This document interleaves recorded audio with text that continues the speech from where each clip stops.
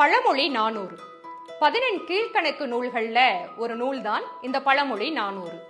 400 பாடல்கள் கொண்ட இந்த நூல்ல ஒவ்வொரு பாடலினுடைய இறுதியிலையும் ஒரு பழமொழி இடம் பெற்றிருக்கும்.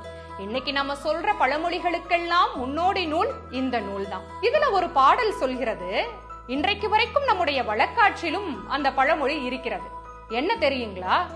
ஒருத்தருக்கு இருக்க இடம் கொடுத்தா படுக்க பாய் கேட்பாங்களாம் என்று சொல்கிற பழமொழி. இன்றைக்கு அது கொஞ்சம் மருவி ஒரு எதிர்மறையான சிந்தனையில் வெளிப்பட்டாலும் கூட மிக மிக நேர்மறையான சிந்தனையோடு அந்த பாடலில் இந்த கருத்து இடம் பெற்றிருக்கிறது.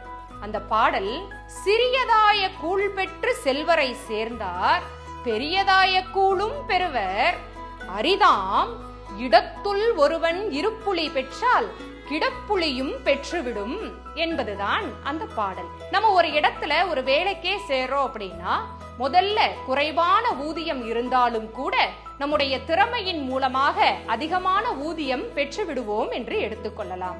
அது போலதான் ஒரு இடத்துல நமக்கு இருக்கிறதுக்கு இடம் கிடைத்தது என்றால் நம்முடைய நல்ல செயல்களினுடைய அடிப்படையில் நிரந்தரமாக அங்கு தங்குவதற்கான இடமும் கூட நமக்கு கிடைக்கும் என்பதுதான். ஆக திறமையோடும் நல்ல செயல்களோடும் செயல்படுவோம்.